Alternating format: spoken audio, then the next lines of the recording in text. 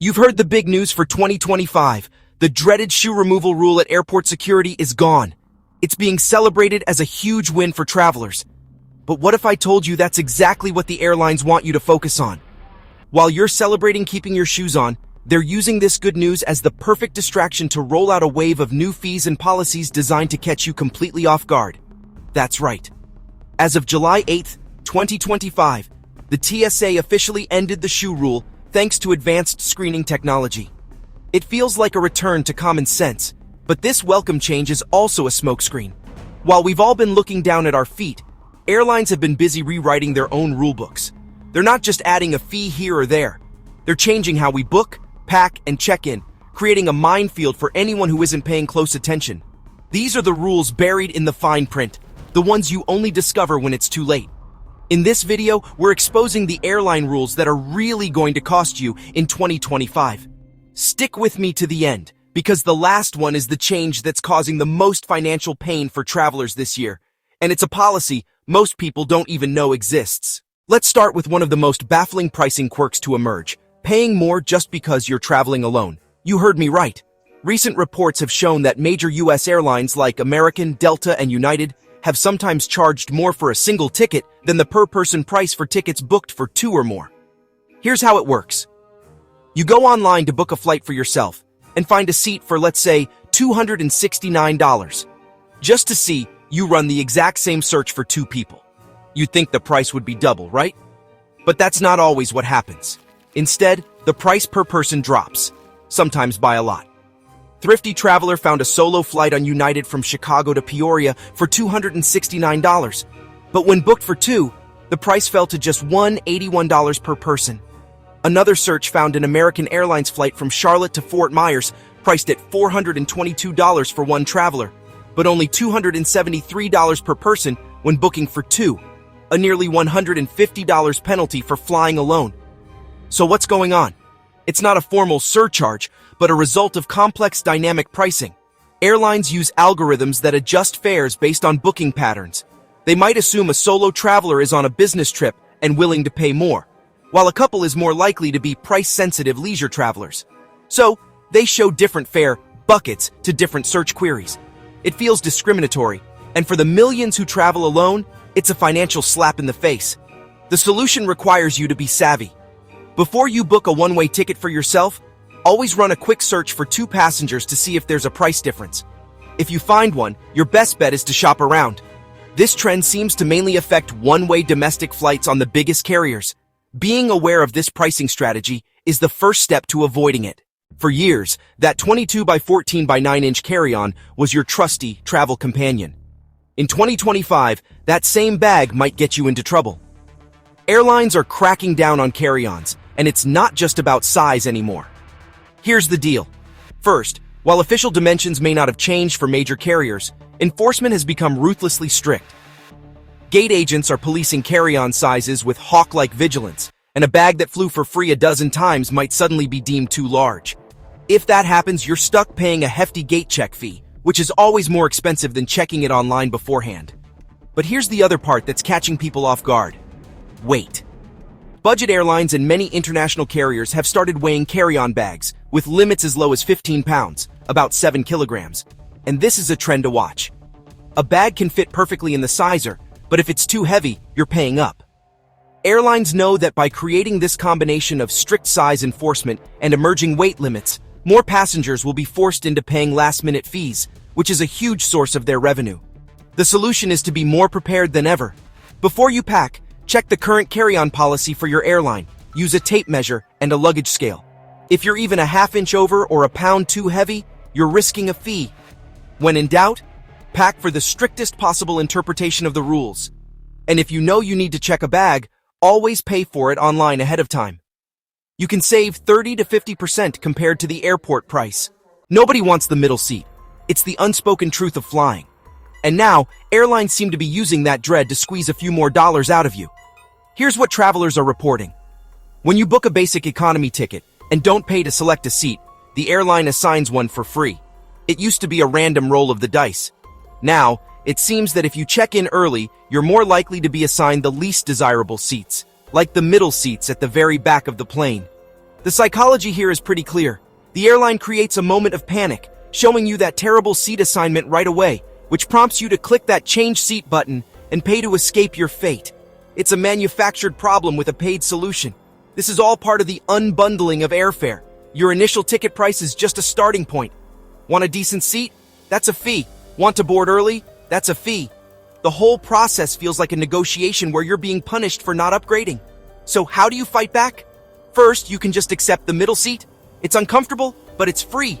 Your other option is to play check-in chicken and wait until the last minute to check in.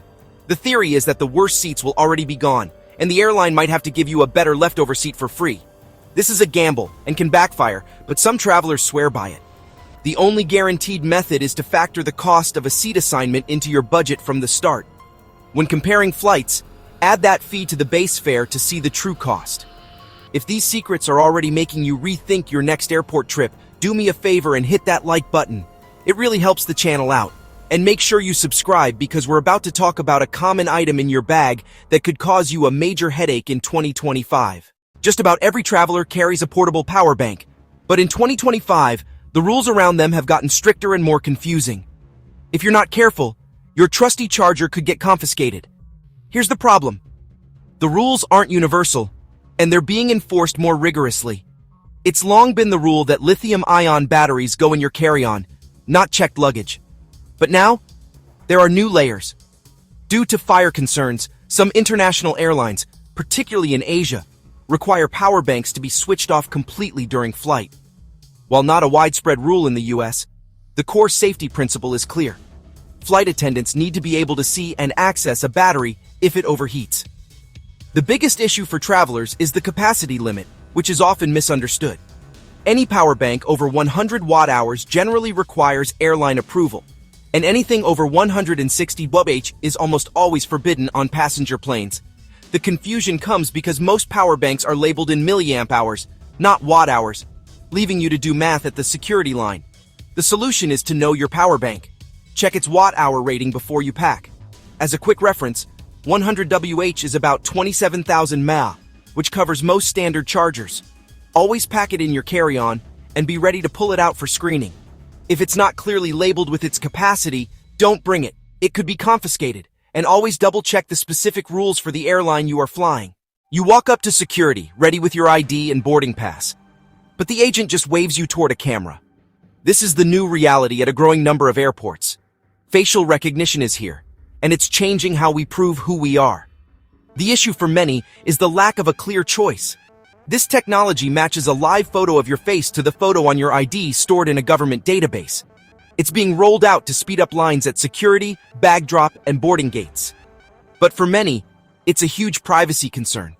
While the TSA says you can opt out, the process isn't always obvious, and doing so can sometimes subject you to a more time-consuming manual check. There's a subtle pressure to just go along with it. The concern is, where is this data going? Who has access to it? And how secure is it? It feels like we're trading our privacy for convenience without fully understanding the terms. The solution, for now, is to know your rights. At TSA checkpoints in the US, you are currently allowed to opt out of facial scanning and request a traditional ID check instead. You need to state this clearly and politely to the officer. As this tech becomes more common, it's more important than ever to be aware of what you're agreeing to when you fly. You walk up to an airport kiosk to print your boarding pass, but a message directs you to the airline's app.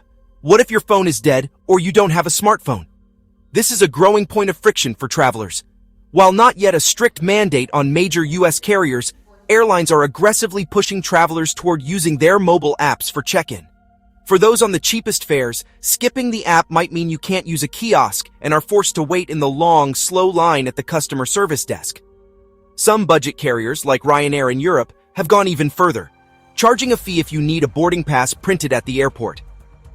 Airlines call it a frictionless experience, but it creates major friction for anyone who isn't tech-savvy, has a dead phone battery, or simply prefers paper. It disproportionately affects older or low-income travelers and essentially makes a charged smartphone a requirement to fly without stress. The solution is to prepare for a digital-first airport.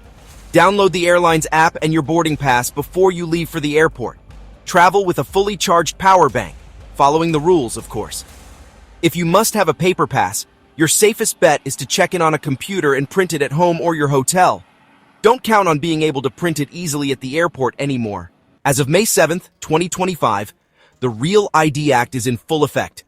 This means every U.S. traveler 18 and older needs a Real ID compliant license or another acceptable ID like a passport to fly domestically.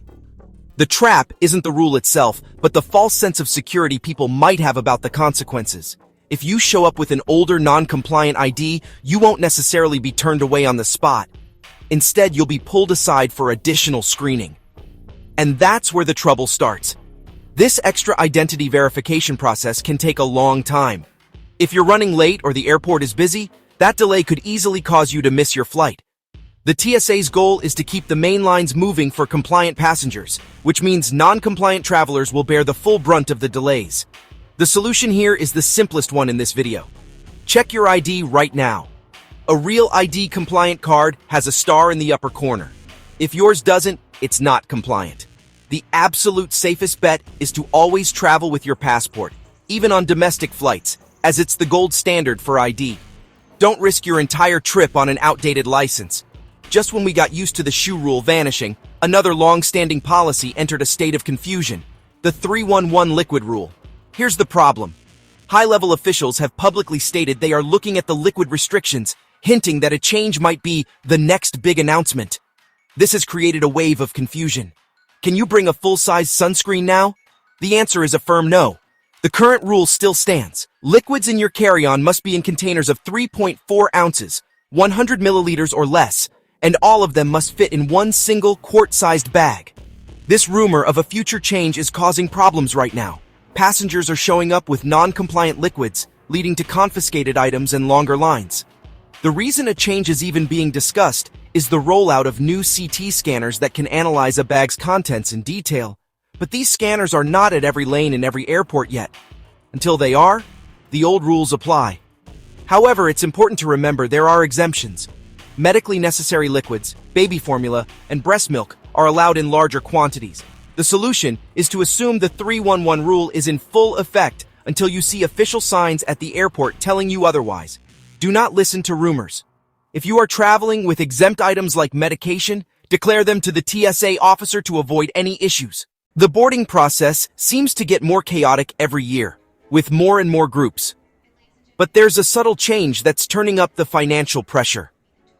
The issue is that for many of the cheapest fares, it's now almost impossible to get an early boarding group without paying for it, either through a more expensive ticket or a separate priority boarding fee. It used to be that checking in right at the 24-hour mark could snag you a decent spot in line. Now, even if you're the first to check in, you might automatically be assigned to the very last group. This is a form of blackmail that's directly tied to the carry-on crackdown. Airlines know that on a full flight, the last groups to board will likely have to gate check their bags because the overhead bins will be full. By forcing you into the last group, they dramatically increase the chance you'll have to check your bag. Their solution? For a fee, you can upgrade to an earlier group and secure your bin space. They create the anxiety, then they sell you the cure. The solution is to be realistic.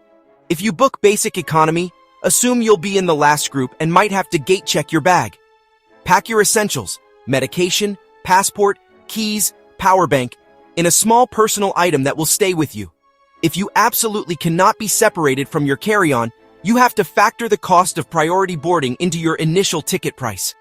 Our final secret is the one that ties all the others together. In 2025, the base airfare you see online is often a fantasy. It's a misleading number designed to lure you in before the tidal wave of fees hits. The practice of unbundling fares has reached a fever pitch. Things that used to be included, like checked bags, carry-ons, and seat selection, are now add-ons. American Airlines raised its checked bag fee to $35. And in a major policy shift, Southwest, famous for its bags fly free policy, caved and now charges for checked bags on its cheapest fares as of May 2025. The whole model is designed to make it nearly impossible to budget for a trip. Airlines are incentivized to keep base fares artificially low to appear first in search results. Then they make up the difference with these fees. The solution is to adopt a new mindset. The price you see is not the price you will pay. You have to treat booking a flight like buying a car. The sticker price is just the beginning. Before you click purchase, go through the entire booking process to see the true final cost. Compare the all-in price of a flight on a budget carrier with a legacy airline. You might be surprised to find the legacy carrier is cheaper once you account for all the fees. Be a savvy consumer, read the fine print, and never trust the initial fare you see. So there you have it. While we were celebrating keeping our shoes on, airlines have been finding new ways to make travel more expensive and confusing. From pricing penalties for flying solo to new rules for your tech, these changes are designed to do one thing: separate you from your money. The game has changed. Travel in 2025 requires a new level of awareness. You have to be vigilant, read the fine print, and assume nothing is included. Airlines are counting on you to be distracted by the good news, so you don't see the bad news until you're at the gate with your wallet open. Don't let them win. Share this video with someone you know who is traveling this year. The more people who know these secrets, the harder it will be for airlines to get away with them. What's the most outrageous fee you've been hit with at the airport? Have you been caught by any of these new rules? Let me know in the comments below. I read every single one, and your stories help all of us become smarter travelers. And if you haven't already, make sure to subscribe and turn on notifications so you don't miss our next deep dive into the secrets the travel industry doesn't want you to know. Travel safe and travel smart.